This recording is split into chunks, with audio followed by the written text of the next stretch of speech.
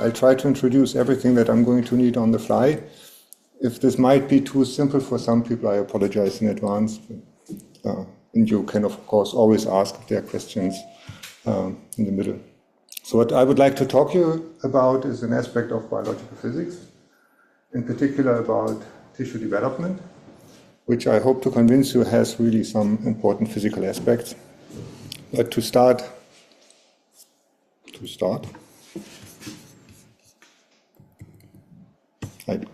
now I can start. Okay, so first, what is morphogenesis? So morphogenesis is really the development of shapes. And many, not all, but many multicellular organisms start from a single cell. We started from a single cell. And after some time, we developed quite a number of shapes that are not really visible in the earliest stage. Here, this process, by the way, from the egg to the chicken doesn't take very long. So it takes about 2 weeks, 3 weeks until the chicken hatches, and then it looks already like a small chicken, and then a few 2, 3 more months until it looks like this. But of course, it's not really this thing that you see here that develops into the chicken. It's rather this what develops into the chicken, namely the inside. So the outside is just a shell to protect what is inside, and inside is really a liquid, a fluid, at least on long enough timescales. And so what we try to understand is how does, sorry, I don't know if I can, how this liquid turns into this animal. I mean, that's the ultimate question. I will not answer that, of course, in total, just a few aspects of it.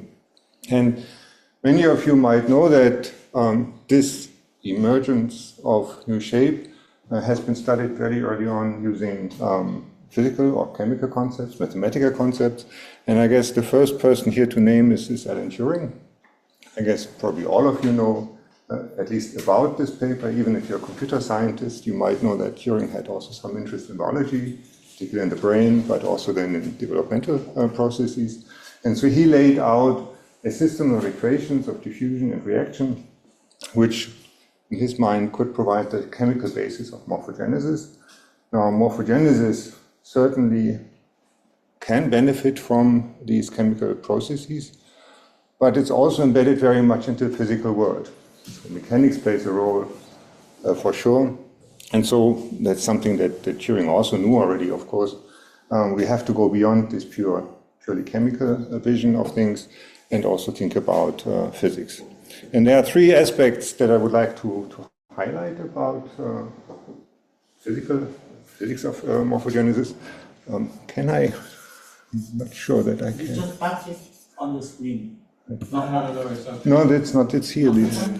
So and I don't know why I don't see my cursor. Maybe I just go out. There's my cursor. Great. Sorry for that interruption. So there are 3 aspects that I would like to highlight. So first of all, morphogenesis can rely on growth.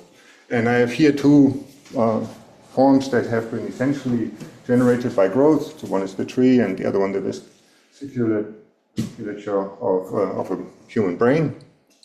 And I mean, obviously these are very different structures. At the same time, there are some commonalities between them.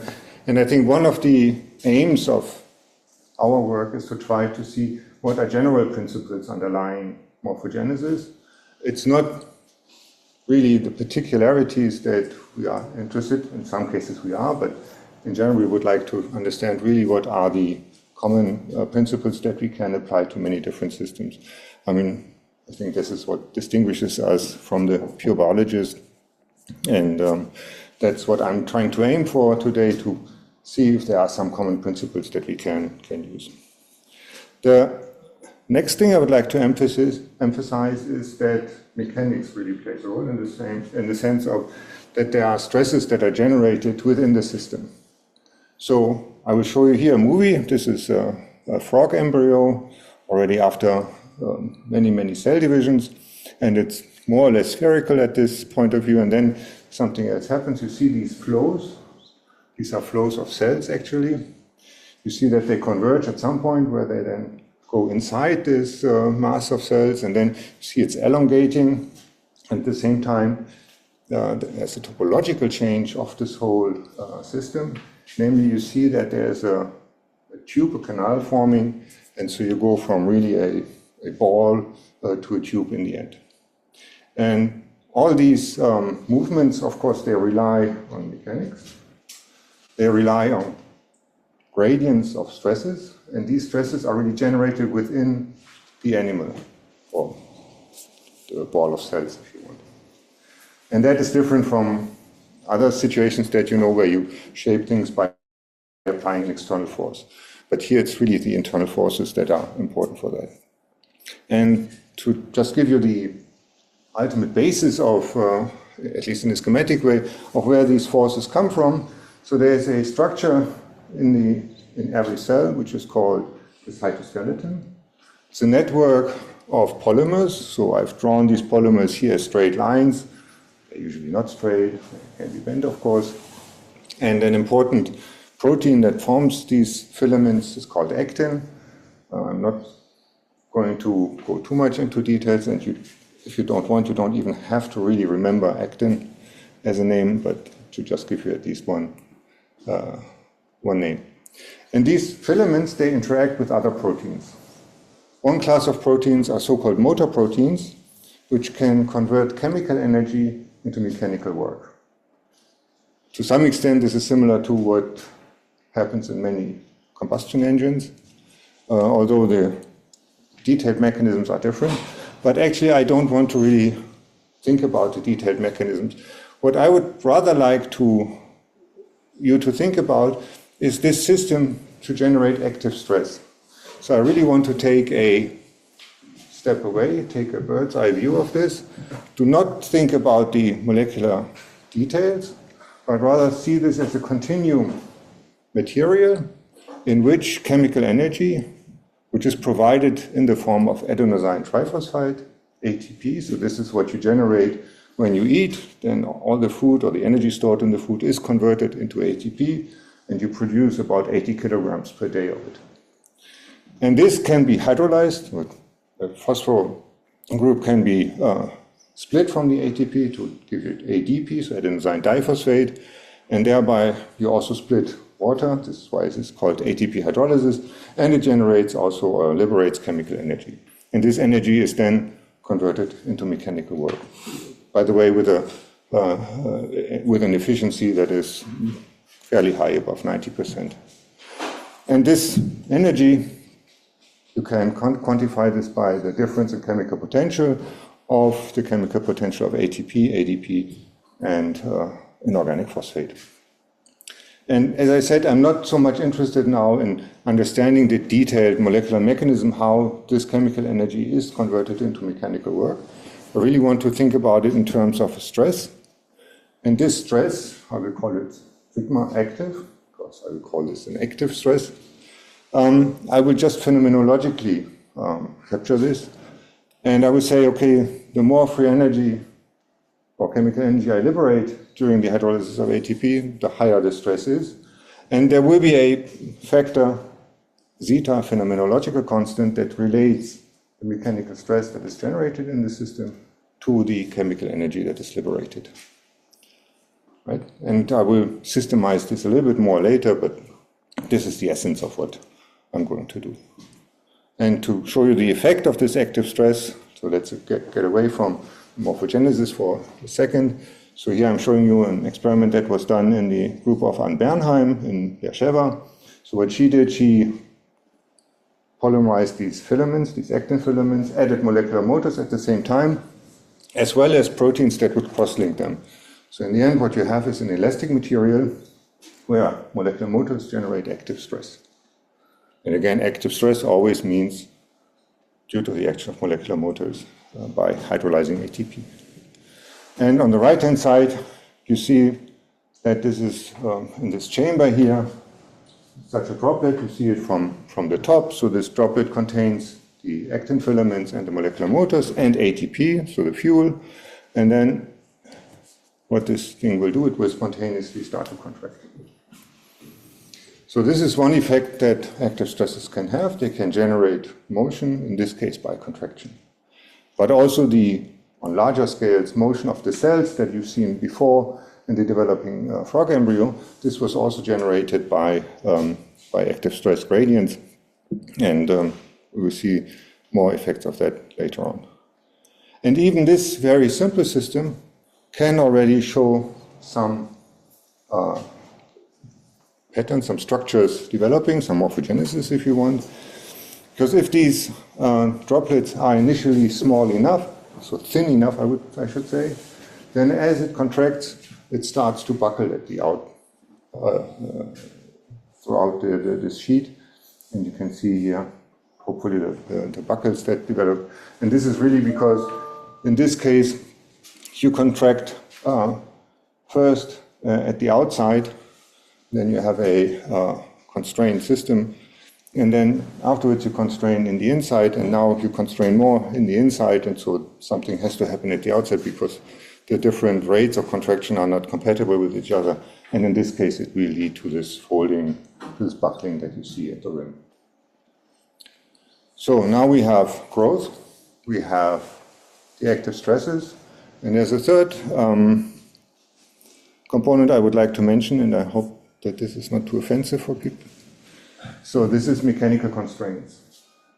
And maybe you know in Egypt people liked to have heads that were very much elongated, and also their heads didn't grow in this way naturally. So what did they do is they took the children and took some bandages around the head and thereby deformed.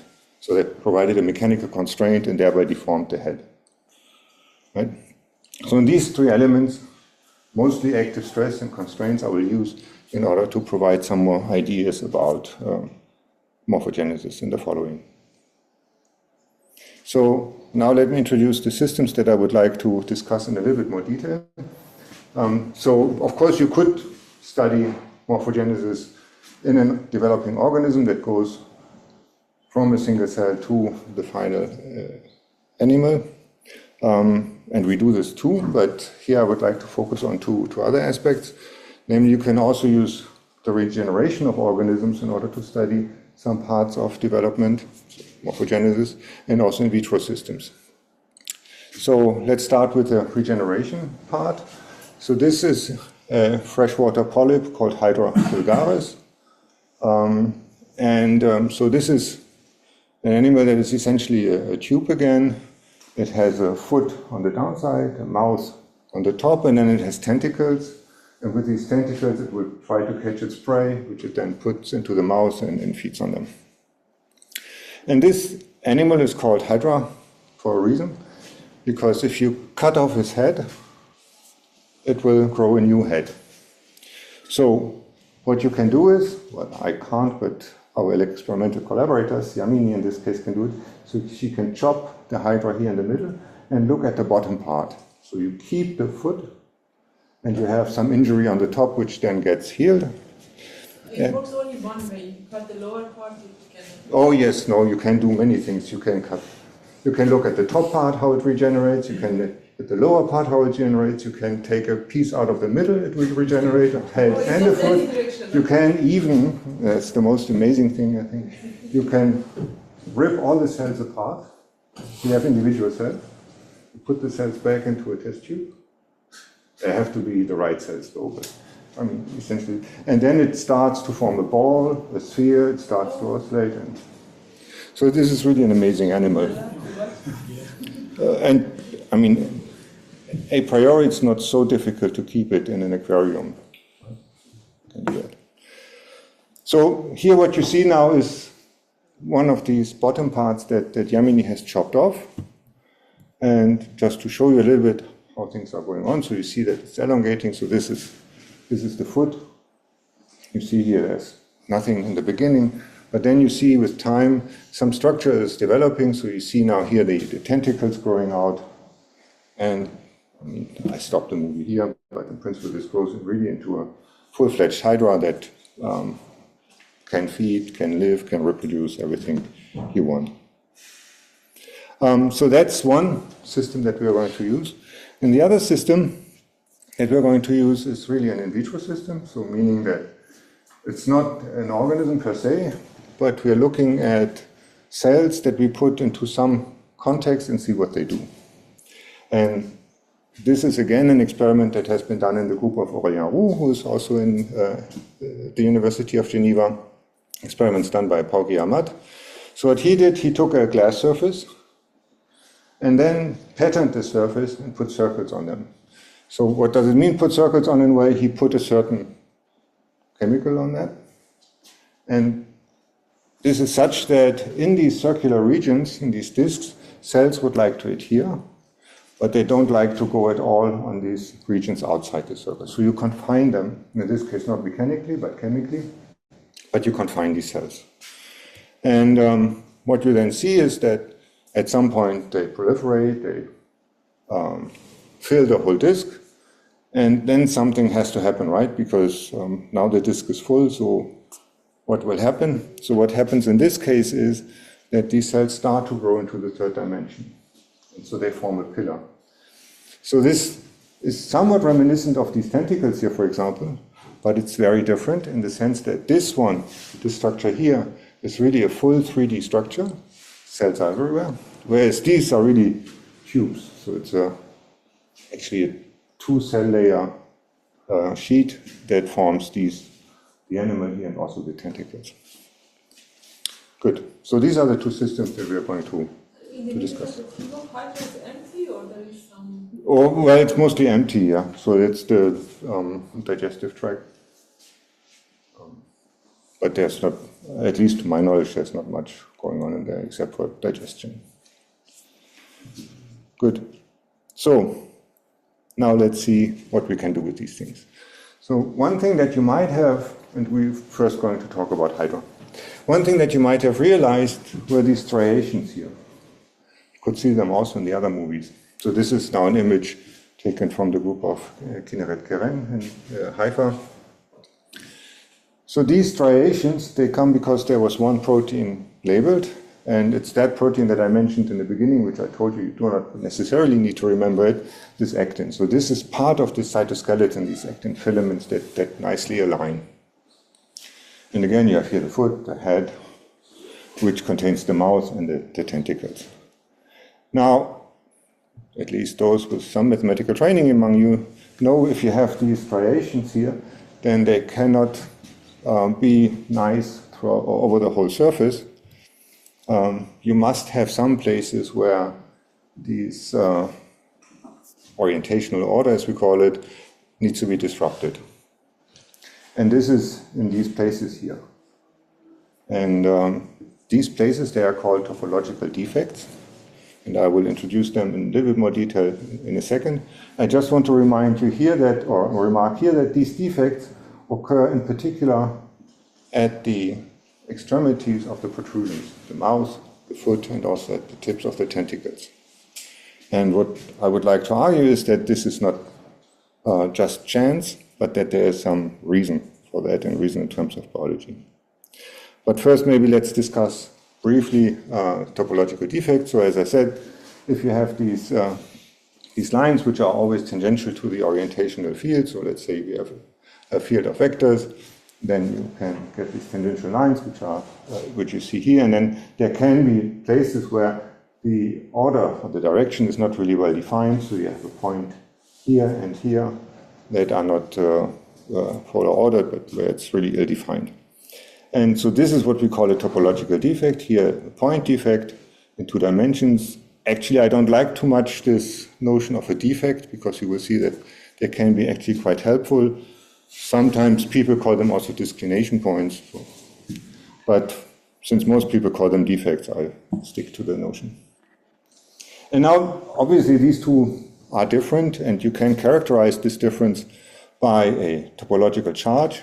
And how do you get that? So you take this arrow here, green, hope you can see that. And now what you take a path and go around this defect, and you look at how the arrow is turning. And what you see is that once you have made a full turn counterclockwise, in this case, the arrow has turned clockwise, but only by half a turn. And this is why this is a half integer defect. And the minus indicates that the rotation sense is different. So if the arrow is different to the one that you went around. So this is a -1/2 defect. And you can do this in the other situation. And now you see that the arrow turns in the same way as you go around the defect. So this is a +1/2 defect. And there are other defects. For example, integer defects, and I don't need to do the same thing right with the arrow. Here you see it's really once you go one turn, the arrow also turns once. These are all +1 charge defects. And this is the only one that can come in different flavors. Meaning, if I change at each point the lateral arrows that make my orientational order by the same amount, I would go here from an aster to a spiral and eventually maybe to what I would call a vortex. If I did the same thing here and with any other defect, you would just see that it seems as if the defect is turning. So the type 1 defects, the +1 charge defects are the only ones that have these different flavors. And now what you can do already, an interesting thing is you can study what happens if such a system also exhibits active stress. So the stress in that case would be anisotropic, because it's related to these molecular motors and the filaments. And here you would see immediately that you have gradients in the orientation field, so you would also have gradients in the stress. And this can then lead, obviously, to motion, in this case, to rotation. So let's take such a system. So this is an active stress where we have still our zeta delta mu, our phenomenological constant zeta, then the delta mu, which gives us the amount of chemical energy. And here is the, to make it into a tensor, we use the orientational field indicated here by the vector p. And you see, as you go azimuthally, there's a gradient in p, so you might expect that there are gradients in the stress, and these gradients you will see will lead to rotation. So here is a line indicating the initial positions, and then this goes around and gives you something. And that's already something that you don't know from normal matter. Normal matter means matter that is conventionally studied, which does not produce active stress. And I emphasize here, this is not because you apply an external force. This is not because these things are crawling on a substrate. It's really the stress within the material and the gradients within the stress that produce these flows. And these spontaneous flow transitions have been observed also in other situations. Now, this was a big parenthesis on topological defects. Let's come back to our hydra. And so first of all, now you know what these plus and ones and -1/2 mean. You have a +1 defect at the foot, one at the mouth, also at the tips of the tentacles, and there's this nice theorem by Poincaré and Hopf that tells you that the total charge of all topological defects on the sphere should be +2. So here we have one and another, but if I introduce another one here because of the tentacle, then I must compensate this by some negatively charged defects, and it turns out that here we will have two -1/2 defects, one on this side and the other one on the other side that you can't see. And so now you have +1, and then n times for each tentacle, 1 plus defect, charge +1 defect at the tip, and 2 -1/2 at the base, and this gives you a total charge of +2. So mathematics is, of course, also correct for these systems. This was it for a sphere, and Yes. it just develops these tentacles. It still keeps the same topology, like it's equivalent to a sphere. Yes. There's no holes. Yeah. So when you cut it, there's a hole, but this heals, and you can't see it here. It closes. It closes, and then it stays a sphere, and you're just growing out these tentacles. It's for a minute. I thought it might be equivalent to a cylinder. I don't know what says the quantum theorem for a cylinder. So if you want, it's a cylinder, but it's a closed cylinder, so it's a sphere. I think you close both right. sides. Right. Now, of course, things are a little bit more complicated because the mouth can open and close, but let's forget about that, right? It's here, it's not feeding, it's really a sphere, and it has to obey the constraints that I've just mentioned. Sorry for that. Good. So is the theorem that the total charge is equal to the Euler characteristic? Yes. And of course, biological systems have no choice but to obey mathematics.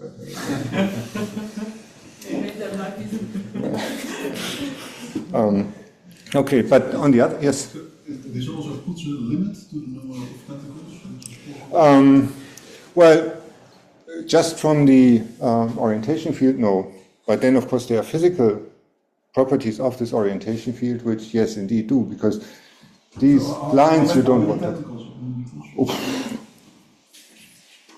I don't know. I've seen up to 10, but I'm certainly not the one who has seen enough Hydra to be able to tell you. But so usually the numbers I've seen from the images I've seen is between 6 and 10 in the final adult state. They still satisfy this condition? They said they have to. There's no way not to do it. Well, there is a way not to do it, right? And the way would be that you destroy this polar order in a large system. So these actin filaments, you could depolymerize them. Then there's no polar order field anymore, and then it would not apply. But as long as you have polar order around the whole sphere, the total charge has to be +2. You can also see this. Well, for you it would be a little bit difficult, but if you look at half our head and the hair, then typically we have at least one topological defect.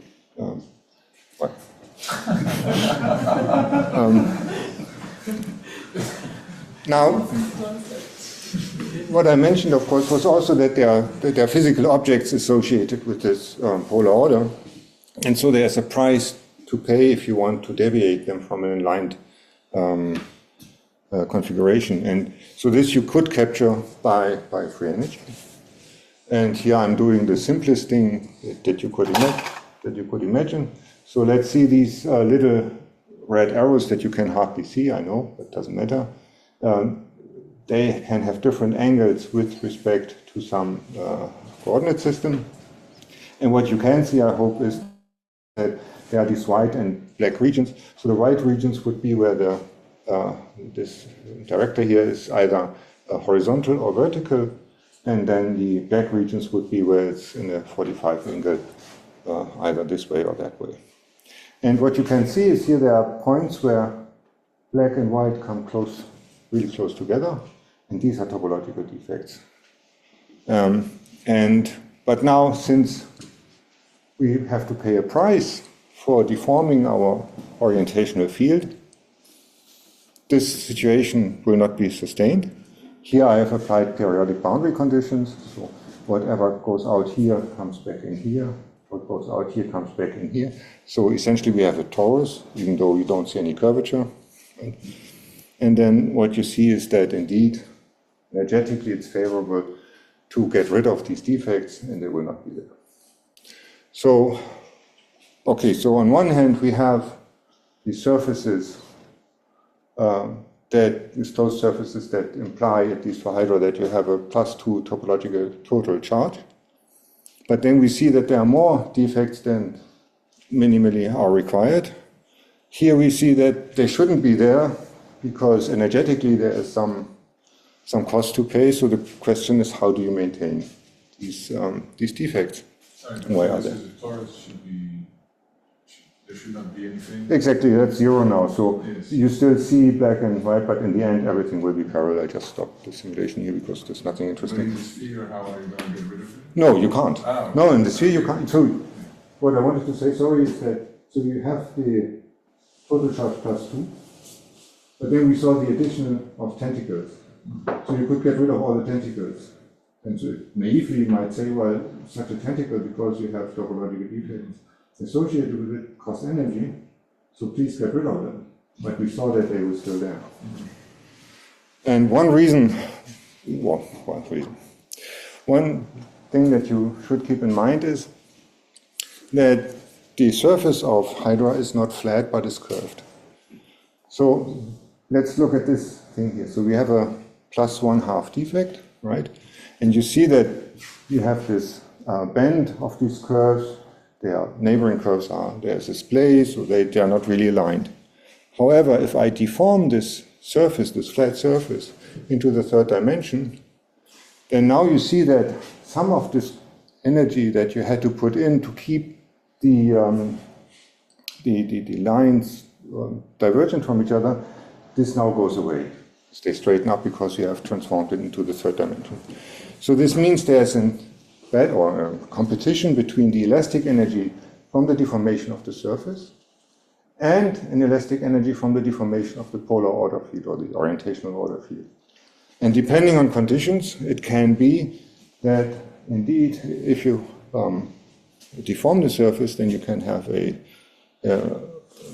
satisfaction of this thing. It might be energetically favorable to have this configuration than to get completely rid of it. And this also works for the -1/2 defect. So what does this have to do with Hydra? Frankly, I don't know. In the sense that there are many ideas why Hydra produces these defects. But I think it's fair to say that there's no consensus for the time being really what generates them, how they're maintained. But they also have some chemical signaling. Okay, so there's of course one part, the Turing part, if you want, right? That they are indeed also associated with signaling molecules.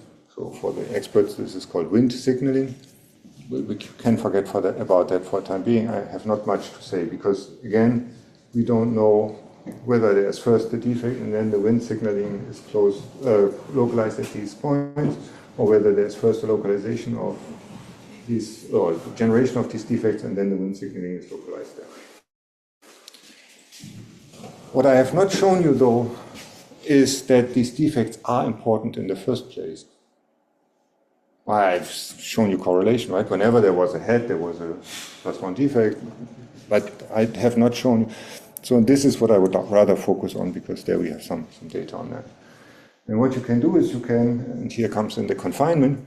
So while this Hydra is regenerating, you can put an agarose pad on it so that it cannot move in all directions.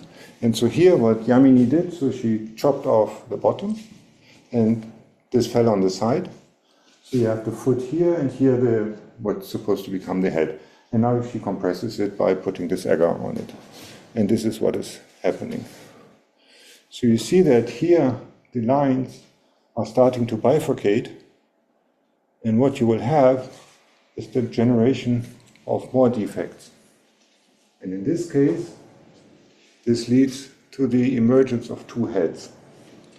It's not very nice, right? So there's one head here, another one head. So now it's really Hydra, right? So you chop it off, you confine it, and it grows two heads, not only one.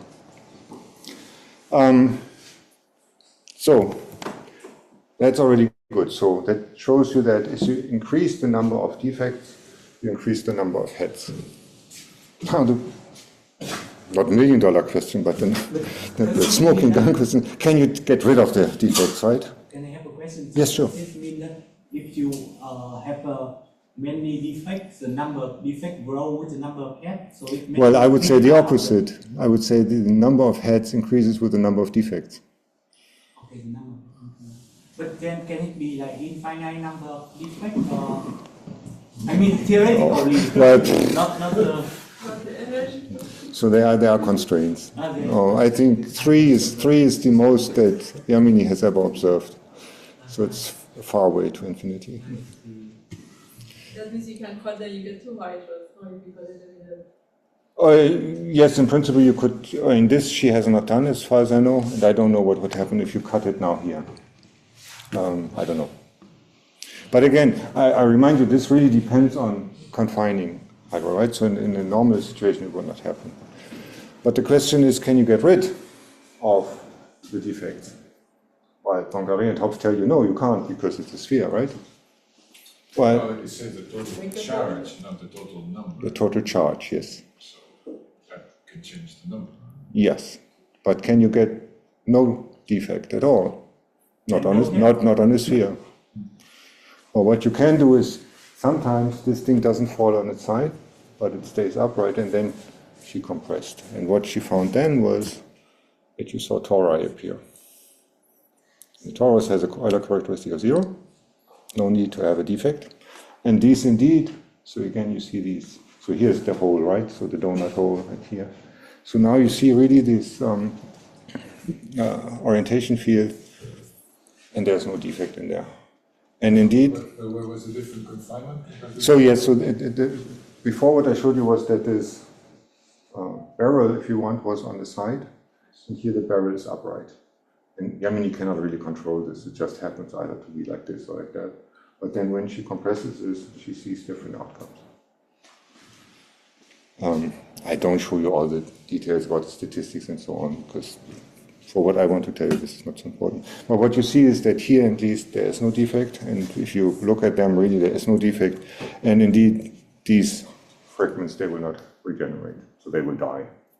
They will show some metabolism, but then they have no mouth. So, unless sometimes this happens, you see a torus, so here's the hole, which produces defects. So you have one here and the other one is I don't know where.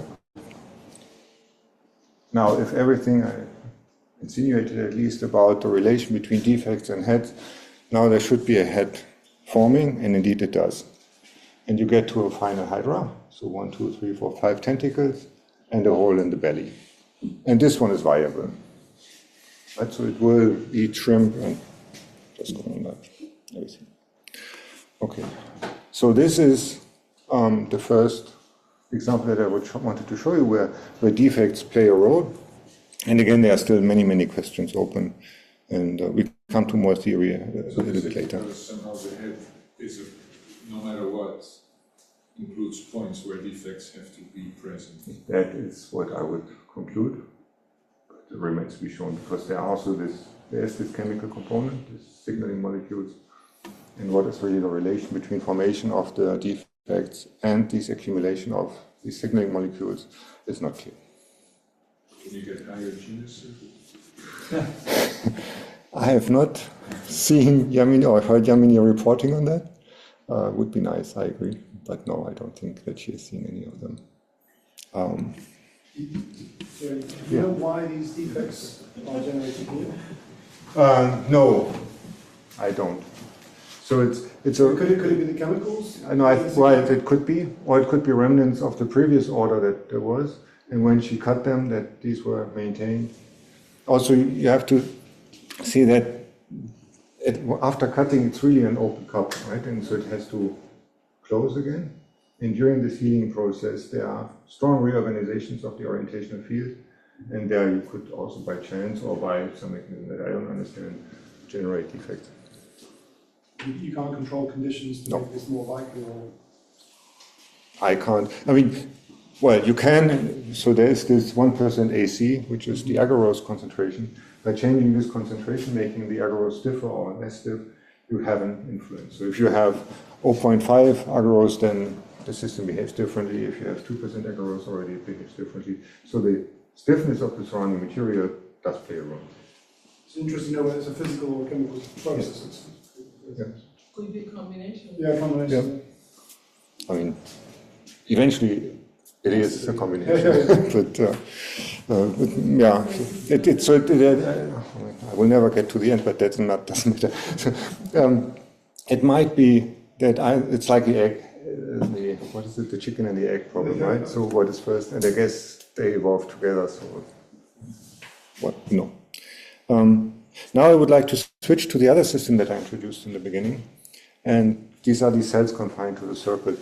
And what I've shown you so far was that the cytoskeleton, so this polymeric network, can exhibit orientational order. But the cells themselves can also do that. So what you see here are C2, C12 myoblasts. Just they are muscle precursor cells. So eventually they will turn into muscle cells. And they are elongated. In these cells, if you look at them for a short time, you will see that they can move in one direction. So you have the impression that these are polar objects. But if you average over some longer time, then you will see that they don't have a preferred direction. So they will go along their long axis, but not in either direction on average. So this is why here we would rather call them nematic, having a nematic symmetry than a polar symmetry. But then if you have many of them and you let them go so that they fill the whole surface, you will see that indeed they can align. And then you have plenty of defects, and I will not even point out any of them here. And these defects in this context, they have been argued to localize the mechanical stress that we have seen before. And how do people argue that? Well, they looked at such cells, so these are not the same as before, but it doesn't really matter. You have an orientational field, at least they have measured one, and then they saw places where cells were popping out of the epithelium. And these are cells that were dying, and they died always in the vicinity of these topological defects. So it seems that these defects can really localize that the point defects can really localize stress. And now we come back to the system here that I introduced before. And so these are now our muscle precursor cells, and I guess you can more or less see that they form a spiral arrangement. So it's certainly disordered in the center, but at the outside they do. And as I was arguing before, these cells forming an active material, forming a spiral defect, they turn, right? So they can turn in both directions, but there's a bias, so they're more likely to rotate counterclockwise than clockwise. Why is this so? Don't really know, but it's these actin filaments, they have a helicity, they are chiral objects, so it's maybe due to that. But that's not so important. Important is that you really see here that these cells are moving around. And it's not because they're crawling on the substrate. I insist on that. So this would be the flow profile. And maybe now let's discuss a little bit how you can describe such a system. And I told you already in the beginning that I don't want to look at the molecular mechanisms, but rather at a large-scale material properties. So hydrodynamics would be the way to go here. And hydrodynamics is based on conservation laws. So here the conservation laws that we are going to consider as mass conservation. So we look here at timescales where there is no growth of the cells or proliferation, so they don't divide. And then there's, of course, momentum conservation. So sigma would be the total stress tensor, Fx, and externally applied force. And let's forget for a little bit about mass conservation. We'll come back to that later. Now, these systems move at such a slow pace that inertial effects are not important. So really, momentum conservation turns into force balance. That's what we are going to look at. And now there are different aspects, different components to the total stress. So there would be the hydrostatic pressure. In the simplest case, this would be just pressure. Since we have this orientational order, there's another component, which is called the Ericsson stress, just for those who have heard about that, but it's not so important for what I'm going to tell you now. Then there's a viscous part to it, because these systems really behave as a fluid on long time scales. So we neglect any short-term elasticity. And then there's the active stress that we have already mentioned before. And for all of these, there's a systematic way to get expressions for these, which is going to the to non-equilibrium thermodynamics, which here in the Netherlands, of course, has a rich tradition, and de Groot and Mazur have written a very nice book on it. You follow exactly their prescription, and then one part of the active stress that you get is exactly that expression that I've shown you before. Right? So just to tell you that in the beginning I was just waving my hands, but there's really a systematic way of doing it, where here the active stress would be part of the flux, and the delta mu would be the thermodynamic generalized force, and you generate these flux force pairs, and that's what you get. Now, if you write down all the equations, and I do not write them all down, all these constitutive equations, then you see that you introduce a fairly large number of phenomenological parameters in here. So if you do it for a simple fluid, you only have one, maybe two, and the viscosities. Here you have quite a number more. And then you might say, now I have all these parameters, what are their values?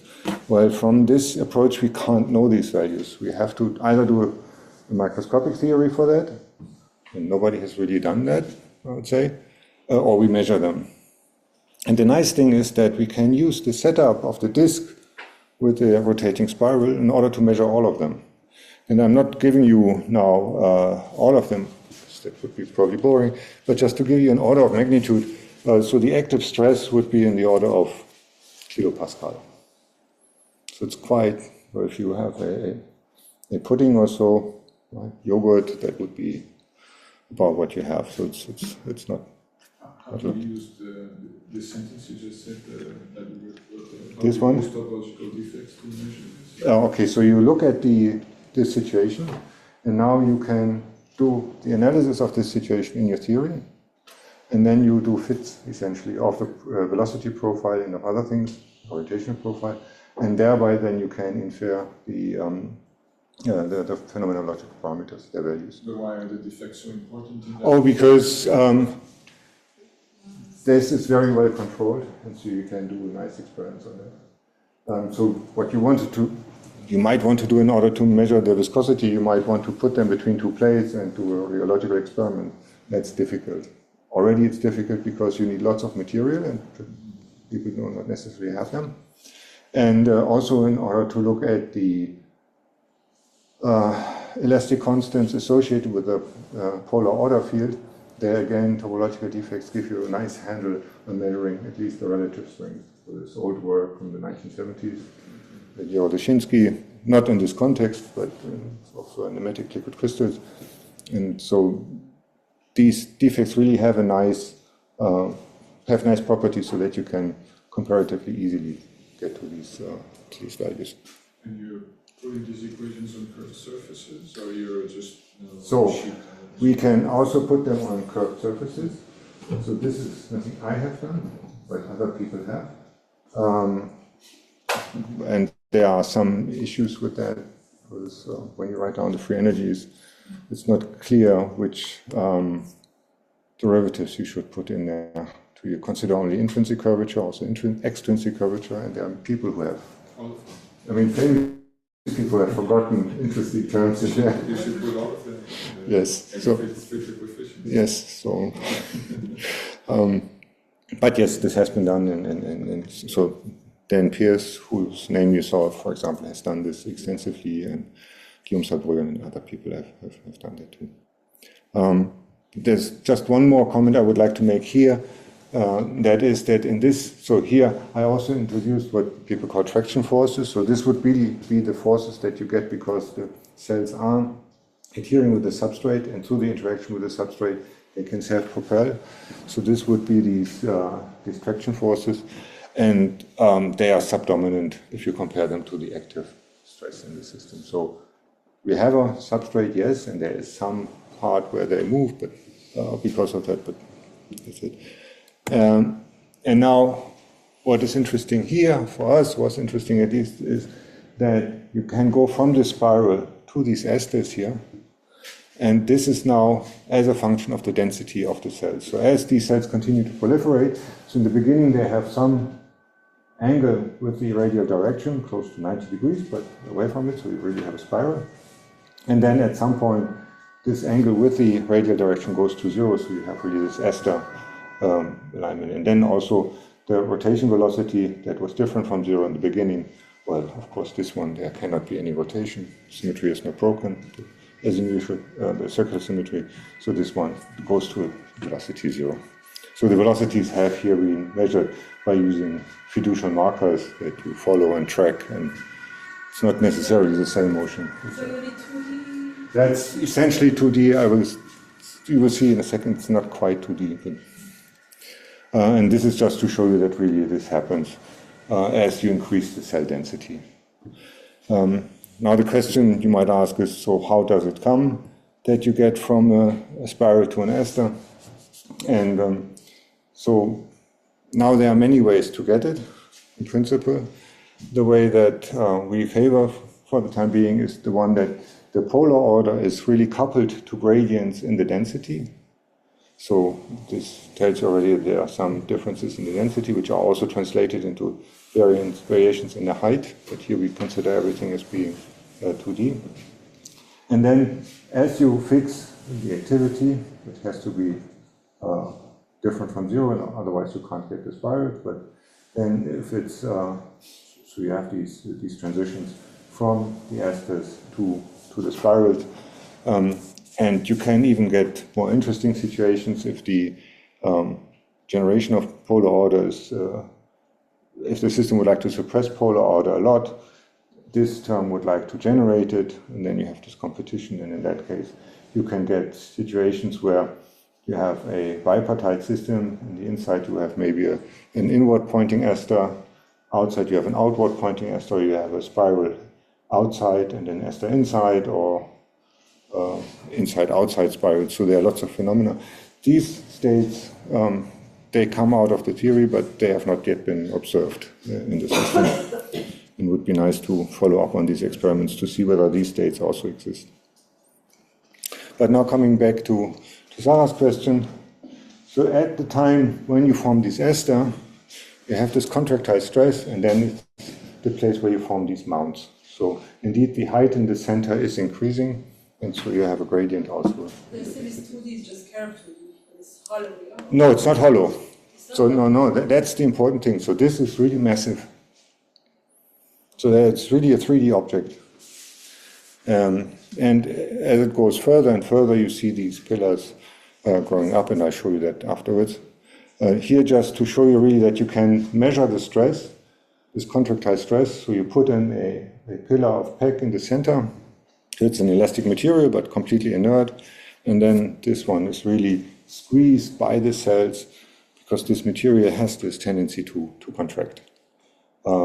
And even if you put this pillar, you place it at the rim, then you see that the symmetry of the system is such that it really has the stress, the highest, the maximum of the stress in the center, and so the gradients will deform, not only squeeze the pillar, but also push it towards the center. And then, that's what I've shown you before, if you let the cells proliferate more and more, then you see these protrusions coming up, which I find absolutely fascinating, because they have a constant diameter, so it's not like a ball. So surface tension obviously is not so important here. How you really generate these structures, we still don't understand. What we do understand, though, is that at the base the density is quite high, so you have these esters. At the top the density is lower, so you have a spiral, and this leads then also, if you look on the top, to rotations at the tip of these spirals, of these pillars, sorry. So it's turning around, and then you can have subsequent instabilities that would turn this into a chiral object. What you see now is that at some point the confinement that we had on the bottom degraded, and the cells are no longer confined, and then you see also that the whole pillar collapses. So confinement is really important and essential for generating these pillars here. Sorry, I got a bit lost. So, Yeah, sorry. The hydrodynamics model is kind of modelist. So that's what we want to do eventually. We are not yet there. And the reason is that we don't know what the boundary conditions are. We have also a moving boundary, free boundary problem. So we're trying to approach this in a different way by using an particle-based model.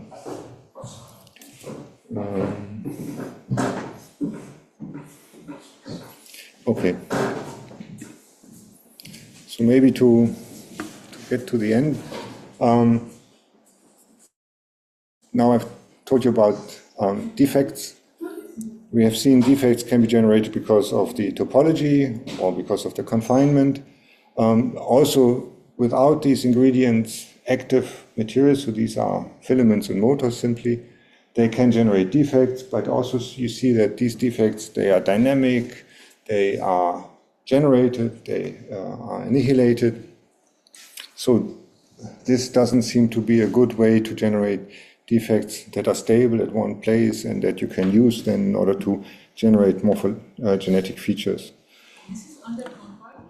No, this is these are experiments by Zvonimir Dogic, where he uses an oil surface and the water on top, and at the oil-water interface he has these microtubules, also filaments, and molecular motors, and they glide. and there's a very high density, so the striations that you see are really these filaments that are aligned. But then you see that they are constantly having these bending instabilities, and this is where you generate defects.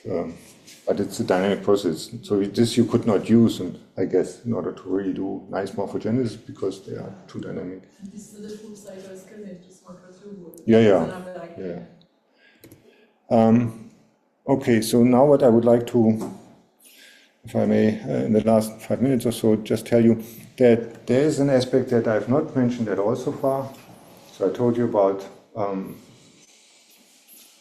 conservation of matter, but these things that we see in our system, be it the polymers, be it the cells, they constantly turn over. So you have assembly of filaments, disassembly of them, or you have cell proliferation, cell death. So what we should add are terms that describe the turnover of matter. Here it's a simple constant rate of generation of matter. Here it's a simple constant rate of taking it out. And let's forget just for 1 second about any active stress in there. We write down an energy for the polar order field that we couple now to the density. So this means if the density is high enough, then you want to spontaneously order these fields. This term is doing that. And if you have a low density here, then you tend to rather disorder the polar field. And the polar dynamics is only given by this relaxation dynamics. So is your M So that- related to it? So that's yes. So well, no, it's not the M, it's the mu. The mu would be the chemical potential, so it's the derivative, functional derivative of F with respect to C. So before I call it low, and M would be a phenomenological constant again, so it's the diffusion constant, or mobility in this case. The activity doesn't come in. There's no activity here, so I just forget for 1 minute. Oh, you are No telling- active stress, it's just turnover, which is active sort in of some activity sense. with different form. Okay, Exactly. that's the constant. And we have the polar order, exactly. And in such a situation, you can easily see or expect that defects are now stabilized. How is that? I mean, usually a +1/2, -1/2, or +1, -1 defect, they would annihilate in order to reduce the free energy. Here, however, what you can have is once you have a defect, well, at the defect you will typically have a low density in order to reduce the energy that is associated with this defect. But at the same time you have polymerization going on, let's say, or proliferation. So wherever you have, compared to the average density, you have too few of your material, you will produce it. But these are just the places where you have your center of the defect. So this now means that the material that you generate here will be transported outwards. So you have a flow from the center of the defect to the outside. And if you have two of such defects, well, the flows will repel each other, and thereby you keep the defects apart. And that this really works, I can show you now in a numerical solution. So this would be a boring state, the homogeneous state.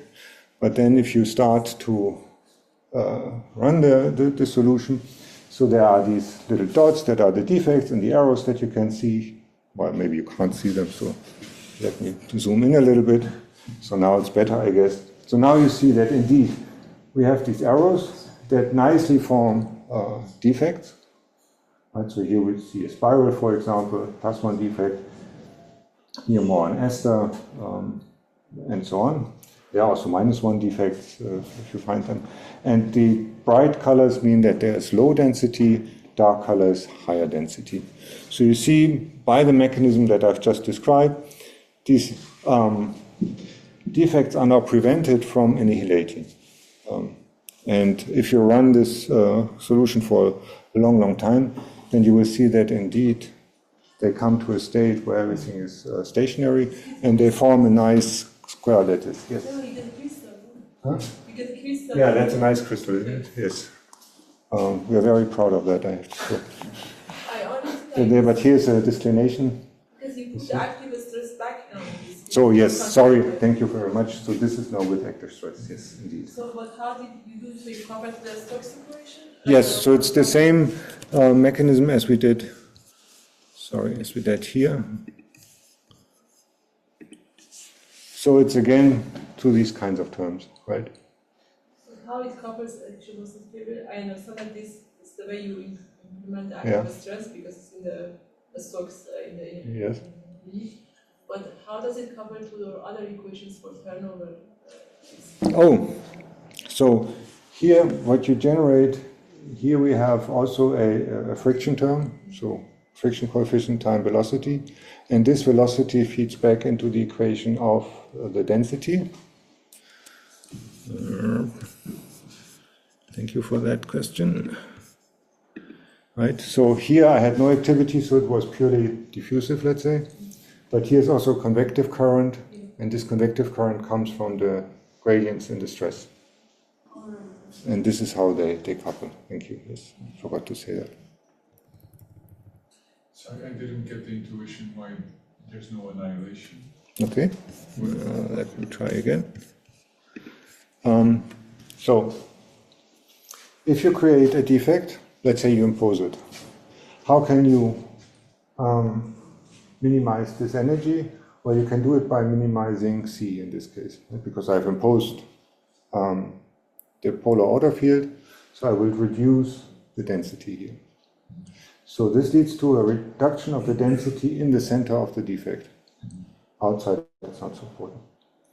Now, outside we have our stationary density, which is given by the ratio of the, let's say, proliferation and annihilation rate. Now, since we have fewer density here than here,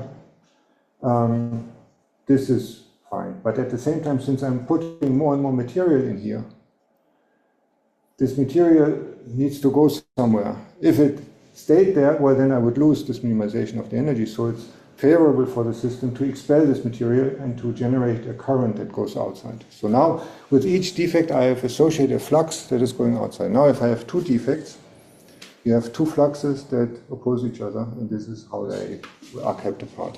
And you can formalize this a little bit more and identify limits when they should repel each other and when not. However, it doesn't work very well quantitatively, so this is why I prefer not to show it here. But I think the physics is right, but there's something that we don't yet get. You also include momentum friction, but that's also quite important for the stability, right? Because that means that you essentially have like a dry kinetics as opposed to... Okay, so I don't like dry and wet because I never understand what these really mean. I think it's very confusing, but you're right, we need the coupling, the frictional coupling to the substrate here. Because the instabilities, they typically go away when you introduce this friction. Yeah, but in this case, we really need them. So the final state is a steady state? This is So I show a picture here. yes. It is a steady state, but it's not a stationary state. Because what you would see if I haven't brought the movie with me, this whole thing is moving. No, it's not a wave. Well, is it a wave? It's really the whole lattice is moving. And I don't understand it well enough to talk about it. Global flow. I'm sorry? You have a global flow. Then. Yes, it's really, this whole thing is moving. And With the constants. with a constant speed. Don't ask me what determines the direction, what determines the speed. I know that there are deformations of the defects locally, and they clearly are related to this motion, but yeah. Have you studied perturbations around that steady state? Not yet. No. I mean, these are really, so we start with a initial condition where we have small fluctuations in the density, but no polarity. And then we see what happens and go to the final state. But you can also have more hexagonal lattices. So here you see this would again be a snapshot of a steady state. But now you see here that the symmetry is different. But what defects regional lattice they choose? Oh, that depends on parameters, and again, I don't understand yet how this, the symmetry of the lattice depends on the parameters. Sorry for that. And I just want to finish maybe with some movies. So this is when you now have a total density that is smaller than what we've seen before. So here you would still see defects at the centers. I don't show them because they don't really matter. But it looks like a foam, but now this foam is moving. It's not moving due to thermal agitation, but really because of the activity in the system. So we would call this an active foam. There are tissues that have this structure, in your bone, for example. And I would love that this structure is due to these effects, but we don't know. Then it's not always that you have monodispersed systems. You can also have differences.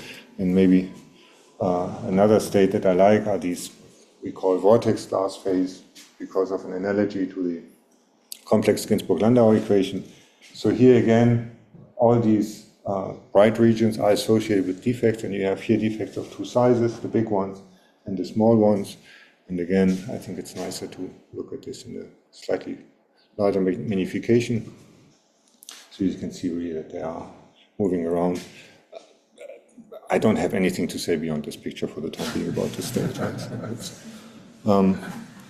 And one question that has always bothered me for all the years that I'm working on it, hydrodynamics is nice, but it applies in principle only to lengths and timescales that are large compared to the molecular length and timescales. So what is the length scale appropriate for our cellular system? If it's the cells, well, there are not so many cells in there, so should I be able to use hydrodynamics? And in order to answer this question, I will just rush to that, because I like that, is that we have now set up also an agent-based model so that we can go to smaller lengths and timescales. And this is really meant to help us to understand finally why these 3D structures are formed. But what we do there is we introduce these polymers, and we use an approach that is called dissipative particle dynamics. So that means we have central forces between every two particles, and we have elastic interactions that give us the bending rigidity of our polymers and also keep them together. There's some dissipative interaction, which is related to the velocity difference between two particles, and then there's some random forces. And the important thing here is, and this is why I like this so much, for our purposes, it's really a way to describe a system that conserves momentum. Right? So it's not the active matter systems that you might have heard a lot about, which are the self-propelled particles. Nothing is self-propelled here. You could add that, but it's not the point. So we really go here into this part that is compatible with our hydrodynamics. And the question is, how can we introduce activity in there? And we do this by saying we associate some virtual velocity with each of these particles.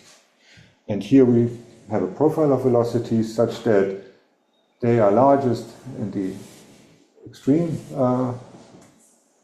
particles and smallest in the center. And in this case, all the velocities go towards the center. You could also have them going outwards. And we use the same expression that we have used for the dissipative term in the DPD, but now replace it here with these active velocities. And the interaction range is about this size, if I compare it to here. So if I have another polymer here, then they would interact. If I have another polymer here, they would not interact. And then, of course, what you can do is you can run this for very large numbers of particles. So the colors indicate only the initial position of the particles. And as we saw in this movie of the microtubules, right, we see that indeed you see these bending instabilities, the defects appearing, and so on. But you really see here, these are individual particles, agents, if you want. And again, this is not because of self-propulsion, but only because of the interaction. And In your hydrodynamic models, you didn't have noise.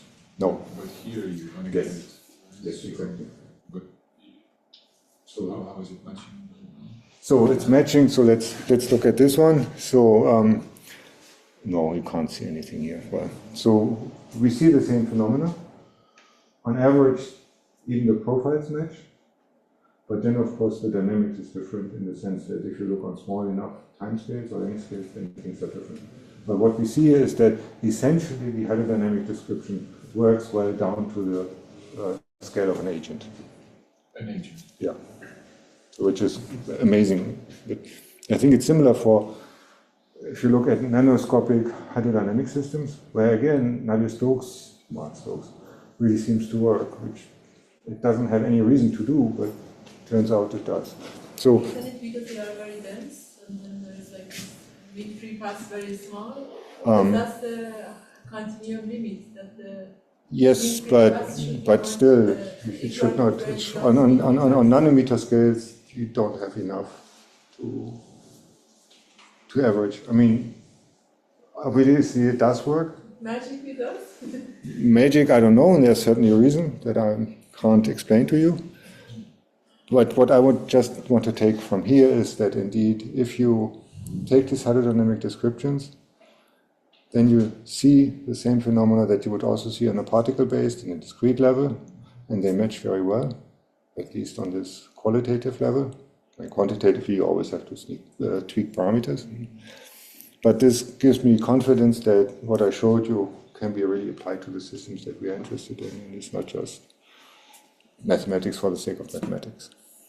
But could you just tell me how exactly you get to the conclusion that it works well down to the... So we look at these flow profiles, average them, and compare to the solutions of the hydrodynamics, and they match. That's the criterion where I say it works. Okay. What we started to do, but not yet very seriously, is to see what is the continuum limit of this system. But this turns out to be a little bit involved. So we haven't involved, yeah. So we haven't done it yet. I mean, we have done it for isotropic particles, and there it works. So there I know what I get. But when I go to the anisotropic case, I don't know it. Yes, yeah. But at some point, I hope I'll be able to tell you. So sorry for going over time, but so now what I hope I have shown you is that topological defects, they can control active stress, anisotropic active stress, and that they are really also important in localizing protrusions. We saw this in Hydra and also in this in vitro system. Then, of course, the big question would be now how to control the position of defects. First of all, if you if you use instabilities, then you might expect defects popping up everywhere. You don't want to do that. If you couple your mechanics to signaling networks, to chemistry, like Turing did, then you can have suddenly something appear which we call localized states. So this would be a density of such a system, where the density is high in the center and outside it's just homogeneous. So I could extend this outside region here to whatever dimension you want. It would not change. So it's really a localized state. It's not an instability of the whole system. And this one I chose just because it's also a little bit dynamic. And you can have others that are even more interesting. Just for the fun of it.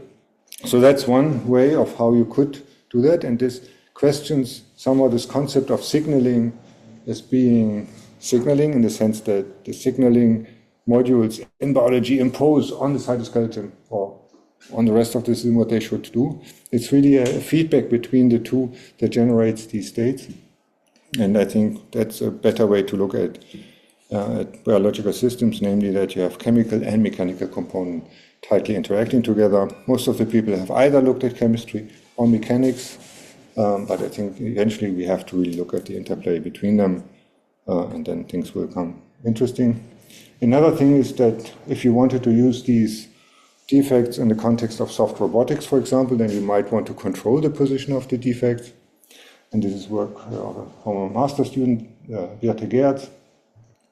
So she looked at, again, a circular geometry with one topological defect. where in this outside ring we have active stress, in this inside circle we do not have, and she can also modify the angle at the outer parameter, and then she has quite a good control over the dynamics of the position of these defects. So for example, she can make these flower-like pictures where each dot is a position of this defect as the simulation goes along. And by changing the size of this outer ring and the angle, she can have quite a nice control over the position of these defects, but this is really work in progress, and we have to still see what comes out of that. And this I would like to finish, and most important slide are the people involved. So the people that were associated with my group: Carles Blanche-Mercader, who's now in the Institut Curie; Mathieu Ditnon, who's still with me; Daniel Pierce, who has now his own group in Geneva; and then from the biochemistry department in Geneva, Aurélien is the group leader. Pau did all these experiments on the pillars, Yamini on Hydra, and for the simulations that I showed you at the very end, we have a very nice collaboration with Jens Elgeti, who is in the Forschungszentrum in Jülich. And with this, I thank you for your attention, and I'm happy to take more questions.